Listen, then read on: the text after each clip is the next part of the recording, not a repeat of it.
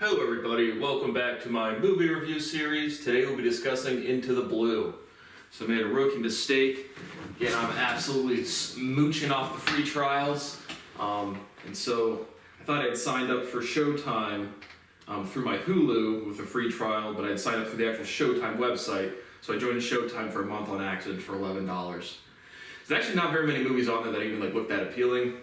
But again, doing at least a piece of content, more likely 2 or 3 a day until the end of the summer. And I'll probably still keep doing content, but I'm gonna have to get I'm gonna have to go get a low retail job if I can even get that, because again, nobody will help me.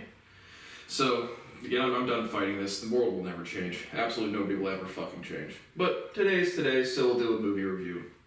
So again, I just said watch this on Showtime right now. Let's see where else you can watch it. It says premium subscription on all of them, but it's definitely on Showtime currently, which is a regular subscription. I don't know what the difference between premium and regular is, but you know how we do it. I will read you the overview and some logistics as provided by Google. Then after that, I'll give you my grade. If you would like to watch the movie or not like to watch the movie based off of my thoughts, then you're going to want to turn off the video because there will be spoiler alerts. We'll be discussing the plot synopsis and character development and any similar movies or major themes. So, Into the Blue, rated PG-13. So I thought it was actually kind of violent for PG-13, but I just thought it was interesting. Released in 2005, it is an action-adventure film, runs an hour and 50 minutes. Google says it's volatile, thrilling, and dangerous. It says, diver Sam, played by Jessica Alba, and Jared, played by Paul Walker, love life in the Bahamas. But when friends Bryce, played by Scott Caan, and Amanda, played by Ashley Scott, visit, the couples take them on a treasure hunting trip where they discover more than they bargained for. A downed airplane full of cocaine alongside a famous shipwreck. Unknown to Sam and Jared, Bryce makes a fatal mistake and decides to sell the cocaine, which angers a group of drug dealers who are now in hot pursuit of the divers. Budget of $50 million, only did $44.4 million at the box office. And that's the first one we've reviewed that's been in the red for at least the budget to box office numbers. You had no idea the ongoing revenue. But 75% liked it on Google, 3.4 out of 5 on DVD Netflix. I always love the random ones. 21% on Rotten Tomatoes and 5.9 out of 10 on IMDb. For the record, 5.9 is one less than 6.9. Just to clarify that. But overall, what did I think about this movie? A lot of Jessica Alba in a swimsuit, so that's always a solid. Definitely enjoyed that. I thought the plot moved along well. Again, I haven't seen this one, but I'll get back around when it came out. And so I thought it was fun. I thought it was playful. I thought the characters could have been stronger. I thought the plot development was a lot stronger than the characterizations. A lot of screaming.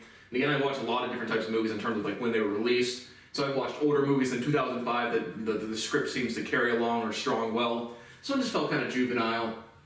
Just there's a couple lines in there. Jared says he calls cocaine jugs, and so it's just as in hit a lick, it's jugging, and it's just a couple of the lines are just kind of strange to me, and also a lot of screaming too. So again, I don't like the screaming. It's always off-putting. But I just thought some of the writing could have been a lot stronger, but I thought for the characterizations, but I thought the plot, what they were actually doing, moved along well. So overall, I'm going to give this a solid B. I thought it was entertaining. A lot of Jessica Alba in a swimsuit.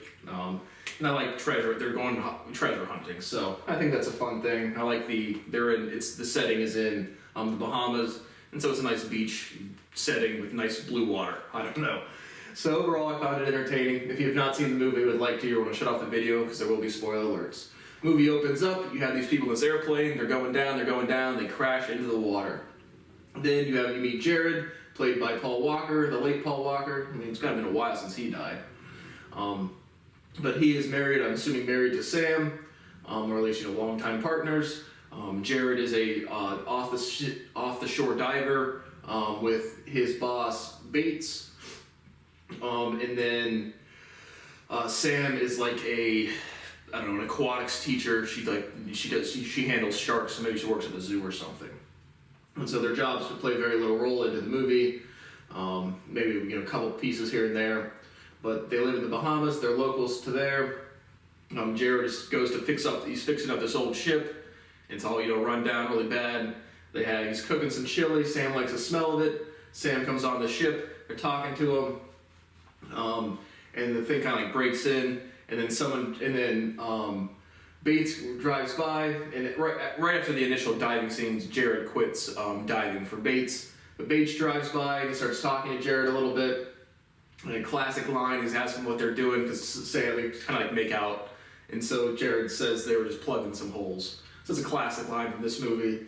But Bates is like, if you ever need work again, seriously, you can come work for me. And so Bates is this more well-off, like scavenger. He just has this big ship where he can like discover things, like these big like air turbines or wind or water turbines to like blow away the dust of the seafloor. And so he gives like tours to kids at camp and stuff like that. And Jared is the struggling, broke beach body. And I think the characterizations, they say Jared's 29, so they're all late 20s, early 30s in the movie. But then very quickly, again, you get introduced to Bryce and Amanda. Bryce is Jared and Sam's longtime friend. Amanda is this chick that he met literally like 5 days ago in Vegas. And so Bryce allegedly has deep pockets, and they just kind of meet up, and that's that. And so they go scuba diving the next day, or they go looking for something. Again, I just go diving, and he starts to find stuff. They find like a little sword. They find some other metal objects, some silver that needs to be some chemical process done to it or something. But basically, they also find. And I think they're just the original dive is just exploring, but he's finding some treasure, and then he quickly finds the airplane that's crashed and finds the cocaine on board. And so Amanda brings up a brick, and they have the moral dilemma. Sam is like, absolutely not. Jared sides with Sam, cuts the brick open, and throws it back into the ocean. But basically, they're trying to find the shipwreck. And so they go back after they found some treasure. They're pretty certain that there's stuff that the ship is close to there. And so you have some a major theme of like who has rights to found treasure. And I imagine it changes per country and per like waters or open waters or whatever. I don't know. So that was definitely a major theme of the movie. But basically they had to find some proof of it, like the name of the ship, the Zephyr, to know that they can actually claim it clean and clear. And so they make some plans to go back the next day and to basically all, tell nobody about it. They also debate what to do with the cocaine. So they go back the next day, and they're trying to find some stuff. I don't think they find it till later, but some scenes, I'm not going to get all of the scenes. But regardless, they go back. The next day, they're looking around again. They bring up some treasure. They mark some things. And they're all excited, so they go to this dock to try to like get a bigger ship and get more equipment to bring this thing up. And I don't know if they get it. They find the thing that says Zephyr on it right away, or they just find the actual ship, but they still need to find the rights to claim it. And the actual cocaine plane is a couple hundred yards away. And so a dude overhears Jared and Bryce inquiring about the ship and equipment that he needs, about $30,000. And Bryce is like, I'm completely tapped out. And Jared's like, well, you're supposed to have money. And he's like, yeah, I blew it all in Vegas, and I owe some shady people some money, so I definitely can't do anything. So Jared's upset about that. But you have one of Bates's guys overhear him, and so they're starting to watch and follow the crew to see what they're doing. And so one of the days they're diving down to try to get stuff or claim the land or claim the shipwreck, you meet one of the local Bahamians. His name is Roy, and he's a longtime friend of Jared and Sam. And so Amanda stays on the ship because she brought up the brick of cocaine last time. And I guess even before this scene, or one of these scenes, there's also a scene in a nightclub when Amanda is dancing with like the club owner, who you meet is Primo. And he plays a pretty moderate role in the movie. But Bryce gets in a fight with Primo. And so just a minor interaction at a club. And so regardless, back out on the ocean, they're diving down there. Amanda's tanning topless. The authorities pull up, and she's just standing there, and they ask her to cover herself up. And they search the boat. And then Jared and Sam surface. And Roy is like, oh, I didn't know it was you guys. I didn't recognize the boat. Why didn't you have a diver's down flag type of deal? And so they clean up or finish up the search. They don't find anything. and they go their separate ways. And so after that, basically they can't they don't have enough money or time to get the shipwreck, and so basically Amanda and Bryce decide by themselves they are going to go and retrieve the cocaine so they can get the money to afford the equipment. And so they go at night. They get a, I don't know, 5, 6 bricks or whatever, and then the next day Jared gets a phone call and from Bryce, and Bryce is like, hey, can you meet me here? So Jared goes aboard the ship, which is like a drug ship run by Reyes, his right hand man Primo, who's the club guy, some other minor characters. I think Quinn was another one. But basically, he's like, your genius friend over here tried to sell me my cocaine back to me. And so the down plane was Reyes' plane anyway. And so now Reyes is like, you're going to retrieve all of the bricks by tomorrow. You have 12 hours, or you're all dead. And so Jared's like, I need 30 grand for the equipment. So they get the money for the equipment. And then the next day they have to go back out. So at this point, Sam is not down with it. She stays on shore and has a little tension with the relationship with Jared. And Jared, Bryce, and Amanda go back out to retrieve the cocaine at night. And so they go down there. They have basically all of it hooked back up on this like tow line to pull to the surface when Amanda gets bitten by a shark. And so they pull her up on the boat. Kind of a graphic scene. You can exposed bone type of thing, just real quick. But I was kind of surprised that this was rated PG-13, even more so towards the end with the violence. But regardless, they surface and Amanda has a mortal wound. And so the next scene, they're at the hospital, and like all the doctors are taking off their clothes or like off of their surgical gear, and like time of death has been determined. So Amanda gets killed trying to retrieve the cocaine. And so the next day shows up. Jared and Sam reunite at the hospital, so their tension in their relationship is short-lived. But they also have some, the legend of the Zephyr is like why it crashed or whatever, and it's like, about a love story. So it's like, Sam's like to Jared, would you rather have treasure or me type of deal.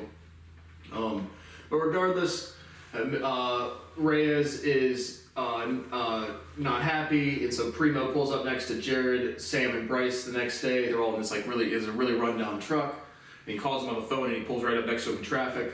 And so they have a little car chase. Sam and Bryce get away. Jared gets out and, approaches Primo, and it's like, hey, man, can we make a deal?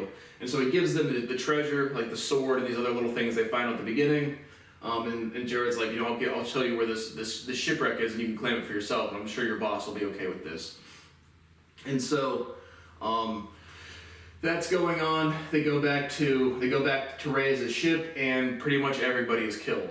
And so Primo and this other minor character are walking through the thing, and you see Primo just get a bullet to the head, so he's dead. And then that's at which point Bates comes out and is like, hey Jared, it's been a long time. And so Bates, the wealthy guy that's been running these school tours, has really been moving a bunch of cocaine. And so he kills Reyes and Primo, like the whole ship is dead. And so basically, I guess Reyes tried to cut him out of the deal with Jared and Bryce, and so Bates killed all of them. And so now, while simultaneously while that's happening, Bryce and Sam drive down the road, and Sam's like, I should have done this a long time ago, and then she goes to the police. And so she goes to her friend Roy, the guy that originally searched the boat, and Roy is like, there's a lot of corruption, let me make a call. And so he makes a call, and he's also working for Bates. And so now, after Jared gets off the boat, Jared is talking with Bryce. Sam is now abducted by Bates. Bates calls Jared and it's like, bring me my cocaine or Sam is dead. And so Jared gets mad at Bryce again. We get another screaming scene, which necessarily isn't like unrealistic, but it's just like, I think it's just a little overdone. So if it pops into my head like that, not to say it's off-putting. But as opposed to like realistic screaming too overdone or too dramatic. But regardless, Bryce and Jared come to the conclusion that Bates doesn't know Bryce is still there, so they're going to concoct this plan with another minor character, one of the local friends Jared has, to rescue Sam. And so Jared gets like purposely arrested, or he goes and shows And so once Roy brings Sam to Bates, Roy's basically like, hey, let them go. They're my friends now. You got what you want, your cocaine. And so Bates kills Roy and handcuffs Sam to Roy's dead body. And so Jared kind of like turns himself into Bates. He's handcuffed or restrained somehow. And he takes him to where all the cocaine is, and it's all the packaging and all the cocaine's like floating in the water. And he's like, hey man, I just destroyed half of your batch, and I'm going to destroy the rest. Then he sailor dives, his hands are tied behind his back, into the ocean. A couple of dudes start shooting. Bates is like, no, we need him alive. We need to figure out what's going on. That might be. I think that was in an earlier scene. That's how. There's an earlier scene where Jared runs away from Bates, and so he dives down in there, and then they suit up. Like basically they have like wetsuits and like harpoon guns to go down and try to capture them. And so at the same time, Sam chops off Roy's arm. Again, not in a gory scene, but chops off his arms to get rid of the handcuff, and now goes back upstairs. So again, I think it's Quinn up there. It doesn't really matter, but just another one of the bad guys. And so Sam is able to like pinch his fingers really hard in the door and fight him off pretty well. And so, big fight scene, a lot of turmoil going on now. There's like 3 or 4 dudes going underwater. Can't really tell who's who the entire time. Bryce takes a harpoon to the stomach, or kind of like the side area. Jared kills one of the dudes with a harpoon. He ends up like using his air tank to blow up Bates somehow. Like he shoots off his air tank, and this big air canister shoots off and hits the fuel tank and blows up, and Bates dies. Sam fights off Quinn. They're in the ocean. Quinn is injured and bleeding, and a shark comes up and eats him, so he's dead. Bryce is injured, and regardless, they make it back to the surface. Then you get a 6-week later timestamp for the resolution of the movie, and they're back there just very casually trying to lift up the same pillar that says Zephyr on it, and they get it almost to the top, and the ropes break again. And Jared's like, oh, well, get it tomorrow. I have everything I need right here. Kind of, again, tying together the story of the Zephyr, of why did it crash with, was it over a girl, or was he trying to escape France or something? And so, you don't know if it's a real story or not, but that's what's going on in the movie. And so once the thing goes back down and hits there, Bryce jumps in to see what happened, and he finds that this pillar had hit the gold chamber. There's just gold bullions just lined up. And so Bryce is super, super ecstatic. And so that's the resolution to the movie, is them finding the gold. And then you get one title screen. It's like there's $6 billion worth of gold still in the ocean.